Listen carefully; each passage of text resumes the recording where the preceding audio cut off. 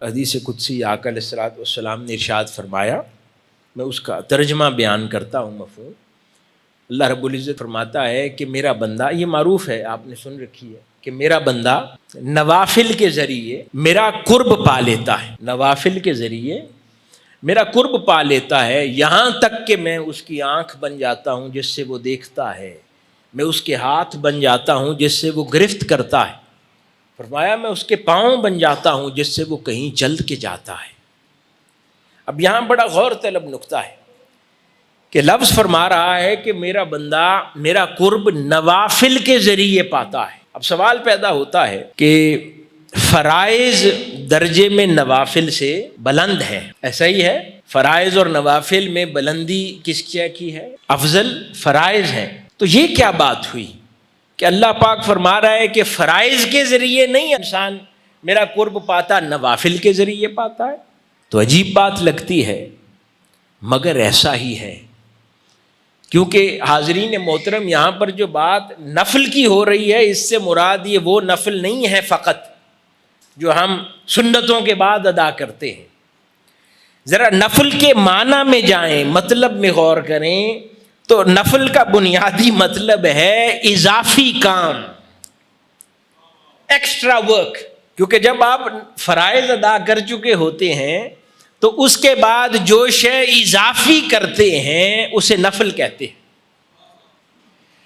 تو جہاں جب کہا گیا کہ قرب میرا، جس کے ذریعے اللہ پاک اس کو یہ مقام دے رہا ہے کہ وہ اس کے ہاتھ بن جاتا ہے، اس کی نگاہ بن جاتا ہے، ایسا تو کوئی اضافی کام ہوگا نا؟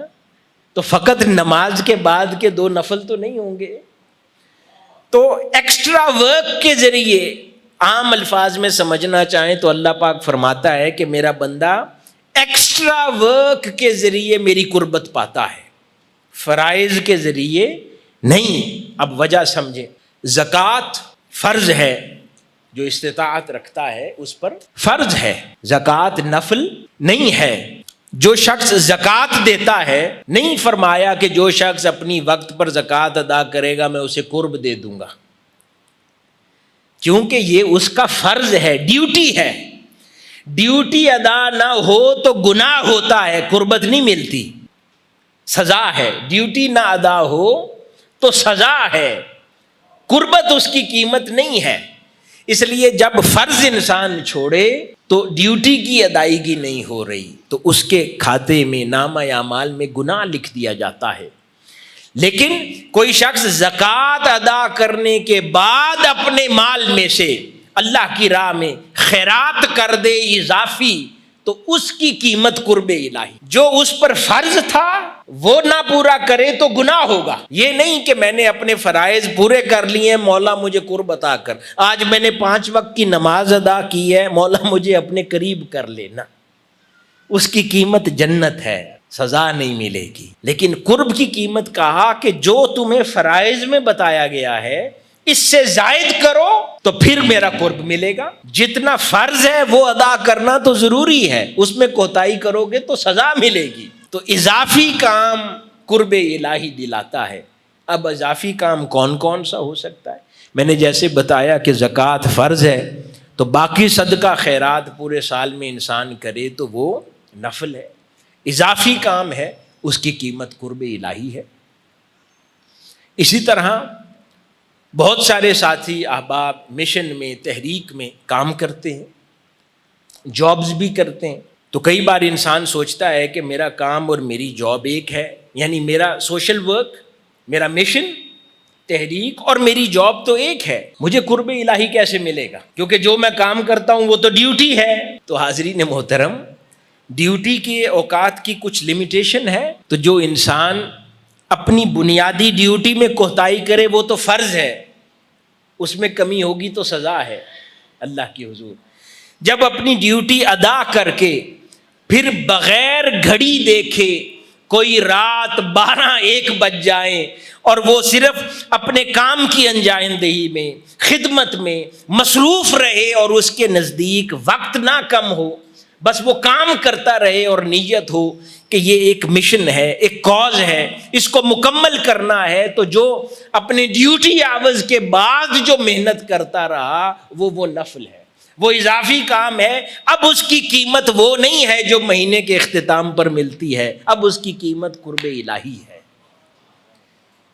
کیونکہ جو اس نے ڈیوٹی کے طور پر اپنا کام انجام دے دیا وہ فرض ہے۔